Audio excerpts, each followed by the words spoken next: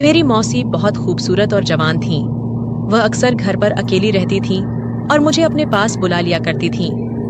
मैं भी खुश होकर मौसी के पास चला जाता और उनके साथ कुछ अच्छा वक्त बिताता।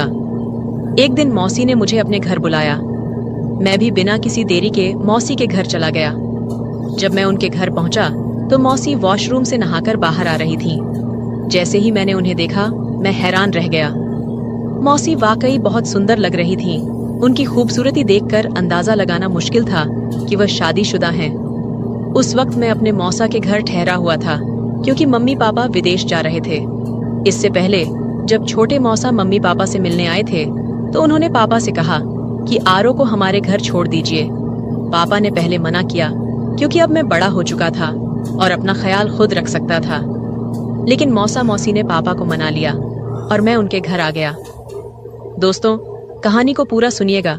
बहुत ही इंटरेस्टिंग कहानी है और चैनल पर पहली बार आए हैं तो चैनल को सब्सक्राइब कर लें। मौसी मोनिका की शादी मेरे मौसा से लगभग 10 साल पहले हुई थी। उस वक्त मैं सिर्फ 10 साल का था, लेकिन मौसी की खूबसूरती और शालीनता ने हमेशा मुझे प्रभावित किया। उनकी आवाज़ धीमी और लहजा बहुत नरम था। मौसा और मौसी की जोड़ी बहुत आदर्श मानी जाती थी, लेकिन उन्हें अभी तक औलाद नहीं हुई थी। दोनों ने इसे अपनी किस्मत मानकर स्वीकार कर लिया था। मौसा और मौसी में बहुत प्यार था और मुझे लगता था कि उनका रिश्ता काफी मजबूत था। शादी के बाद मौसी का व्यक्तित्व और निखर गया था। उनकी खूबसूरती में एक अलग ही कशिश थी। उस दिन जब मौसी घर की सफाई कर रही थीं और मैं टीवी देख रहा था तो उन्होंने मुझसे पूछा, आरो बेटा, आज कॉलेज नहीं जाना क्या? मैंने जवाब दिया, नहीं मौसी, सेमेस्टर खत्म हो गया है, इसलिए 1.5 महीने की छुट्टियां हैं। मौसी ने हल्के से सिर हिलाया और झुककर मेज को साफ करने लगीं। लेकिन मौसी का ऐसा देखकर मुझे समझ नहीं आ रहा था कि क्या करूं और क्या ना करूं। मुझे मौसी के घर आए हुए 2 दिन हो चुके थे। रात के खाने पर मौसा ने मौसी से कहा कि उन्हें 20 दिन के लिए लाहौर जाना है। अगर यह सफर लंबा होता तो वह मौसी को भी साथ ले जाते, लेकिन इस बार मैंने मौसी के पास रहने की वजह से उन्हें अकेले जाना मुनासिब समझा। इन 2 दिनों में मैंने मौसी की आदतों और दिनचर्या को ध्यान से देखा था। वह चाय की बहुत शौकीन थीं और हमेशा चाय में ज्यादा दूध डालती थीं, जबकि मुझे डिब्बे का दूध पीने की आदत थी। अगले दिन मैं अपने दोस्तों के साथ बैठा बातें कर रहा था। हमारी बातचीत का अंदाज मजाकिया और हल्का फुल्का था, लेकिन मेरे कुछ शब्द बहुत ही आपत्तिजनक थे। मौसी, जो पास ही थीं, मेरी बातें सुनकर चौंक गईं। उन्होंने मुझे आवाज देकर अपनी मौजूदगी का एहसास दिलाने की कोशिश की, लेकिन तेज म्यूजिक की वजह से मैं कुछ सुन नहीं पाया। मौसी थोड़ी देर मेरी बातें सुनती रहीं और फिर चुपचाप अपने कमरे में चली गईं। शाम को जब मैं दोस्तों के साथ बाहर जाने के लिए निकला तो मौसी को बताने उनके कमरे की तरफ गया। उस वक्त मेरे मन में कुछ खास नहीं था। वापस आकर मैं अपने कमरे में बेड पर लेट गया। थोड़ी देर बाद मैंने कहा, मुझे चाय चाहिए मौसी। मौसी ने मुस्कुराकर जवाब दिया, क्यों नहीं मेरे बच्चे, बस 2 मिनट में फ्रेश होकर आती हूँ और बना देती हूँ। ये कहकर वह बाथरूम की तरफ चली गई। मैं गैलरी में आकर बैठ गया और सामने लॉन के फूलों को देखने लगा। एक फूल मुझे बेहद पसंद आया।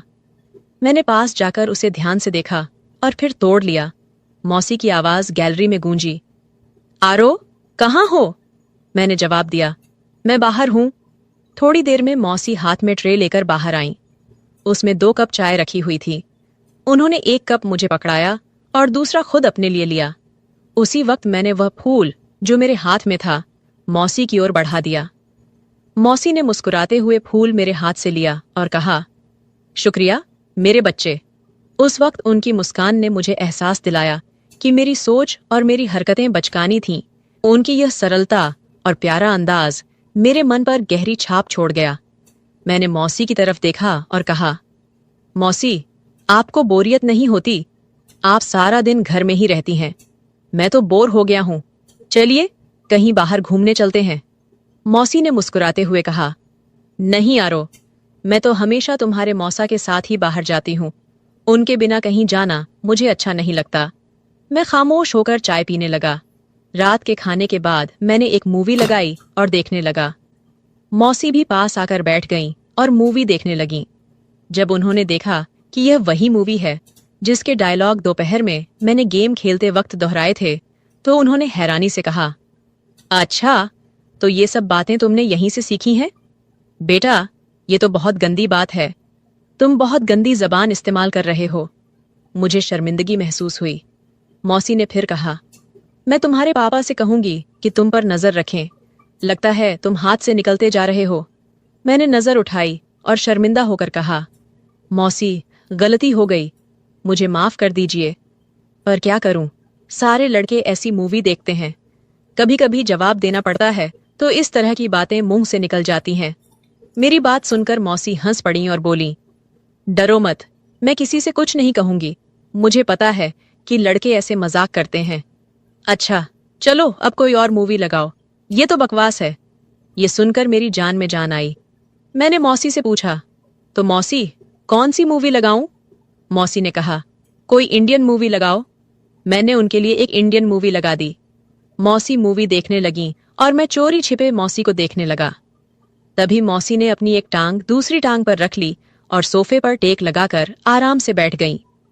मैंने भी उनकी नकल करते हुए अपनी एक टांग दूसरी पर रख ली। मुझे लगा कि मौसी ने मेरी इस हरकत को नोट किया है, क्योंकि उनके चेहरे पर हल्की सी मुस्कुराहट आ गई थी। मैं भी मौसी की तरह सोफे के दूसरे कोने पर बैठा हुआ था। थोड़ी देर बाद मौसी ने मुस्कुराते हुए अपनी पोजीशन बदली। मैंने भी उन्हें देखकर अपनी पोजीशन बदल ली। मौसी हंस पड़ी और बोली, आरो, तुम मेरी नकल कर रहे हो। मौसी की हंसी सुनकर मैं भी मुस्कुरा दिया। उनका यह हल्का फुल्का मजाक मेरे दिन का सबसे अच्छा पल बन गया।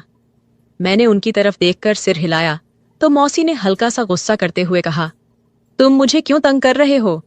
मैंने मुस्कुराकर जवाब दिया, आपको तंग करना मुझे अच्छा लगता है। मौसी ने हैरानी से पूछा, क्यों? मैंने फौरन कहा, कितने दिन हो गए हैं, न किसी से डांट खाई है, न किसी ने जूते मारे। ऊपर से आप बहुत बोरिंग हो। मेरी बात सुनकर उनके माथे पर हल्की सी शिकन आई। उन्होंने कहा, आरो, क्या मैं सच में बोरिंग हूं? मैंने मजाक में जवाब दिया, पता नहीं, लेकिन अकेले रहकर मेरा क्या होगा, ये सोचकर डर लगता है। मौसी मुस्कुराई और बोली, तुम्हें मार खानी है तो मैं देती हूं। वह मुझे अब भी मासूम और शरारती बच्चा समझ रही थीं, और ये मेरे लिए फायदेमंद था। शायद इन्हीं फिजूल बातों के चलते मौसी और मैं अच्छे दोस्त बन गए। रात करीब 11 बजे मौसी के मोबाइल पर मौसा का फोन आया। वह फोन उठाकर अपने कमरे में चली गईं। मैंने कुछ देर मूवी देखी और फिर टीवी बंद करके अपने कमरे की तरफ जाने लगा।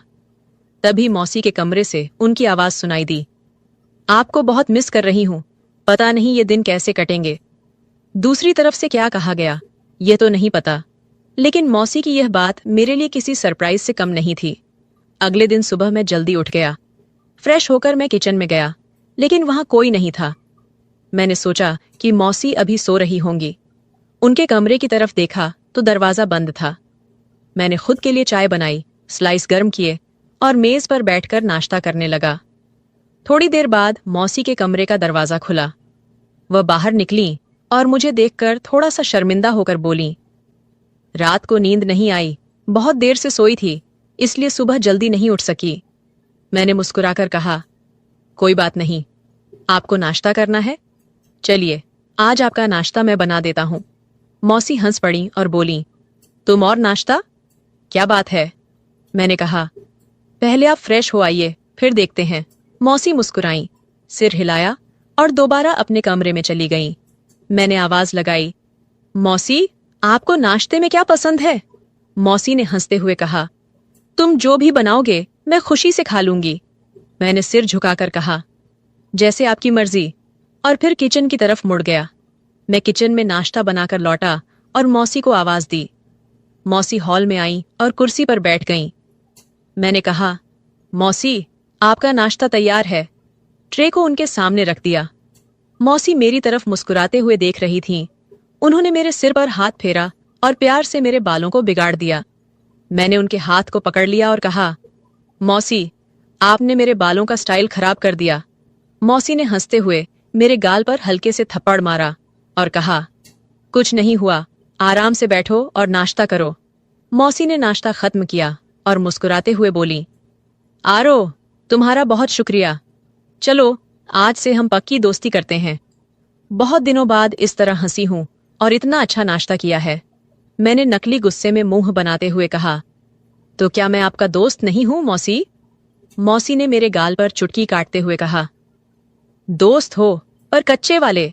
आज से पक्की दोस्ती करते हैं।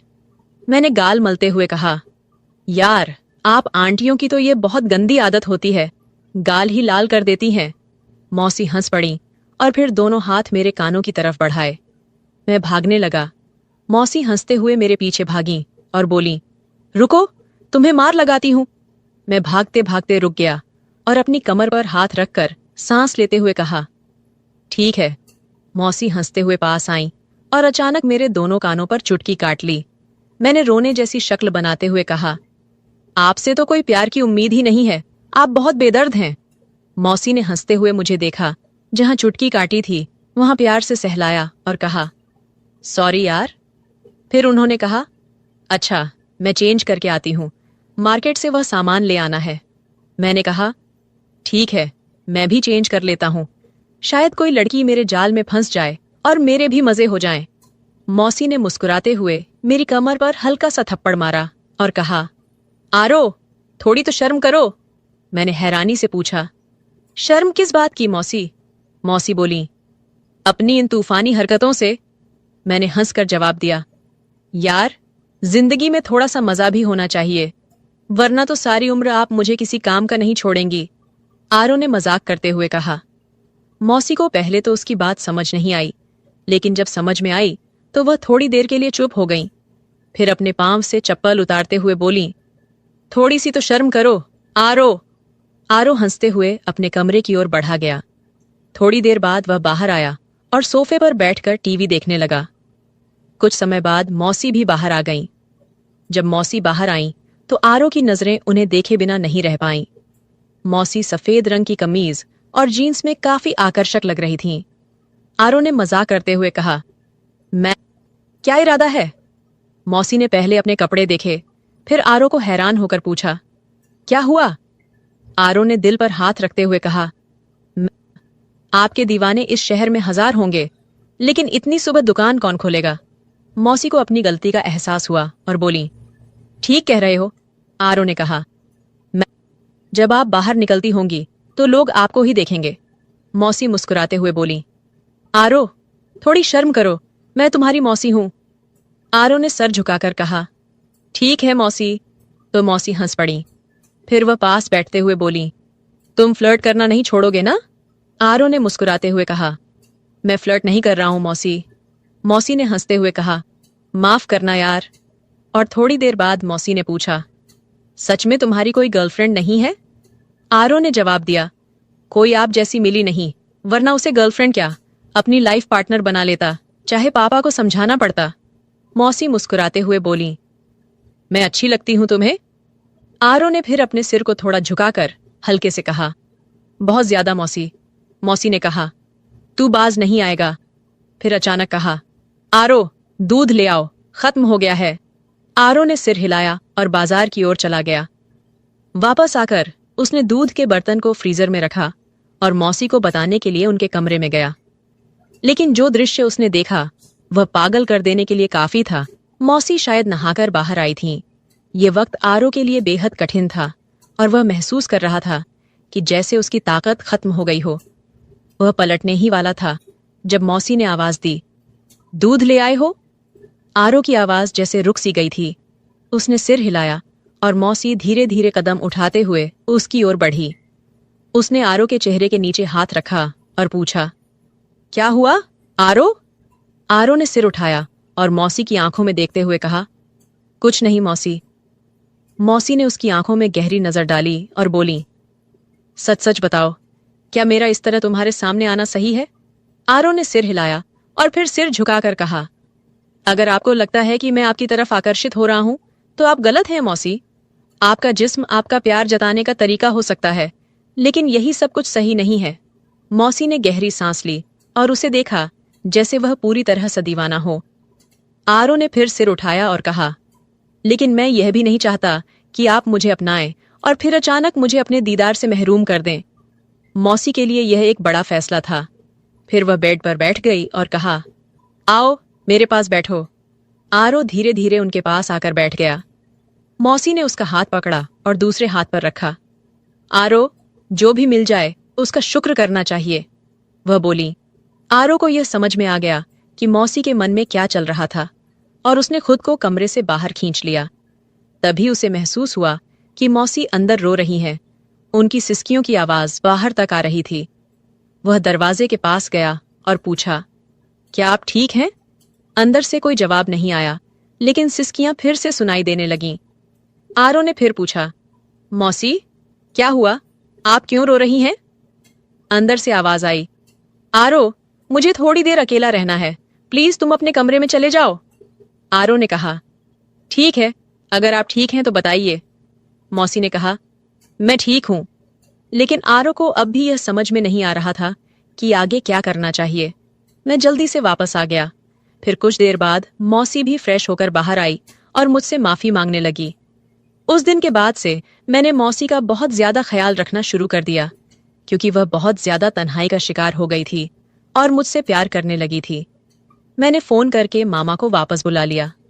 मौसी जवान और खूबसूरत औरत थी, इसलिए वह अपनी तन्हाई को मिटाने के लिए बहुत ज्यादा तरस गई थी। लेकिन शुक्र है कि हम दोनों में इस तरह का कोई भी ताल्लुक कायम नहीं हुआ। कुछ दिन मैंने और मौसी के घर में गुजार दिए और फिर मेरे मम्मी पापा घर वापस आ गए और मैं अपने घर वापस चला गया।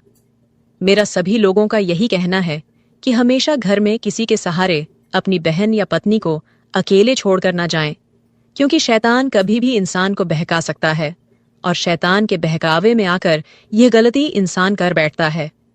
लिहाजा ये काम करने से पहले 1000 बार सोचना चाहिए, क्योंकि आप लोगों के घर टूट सकते हैं।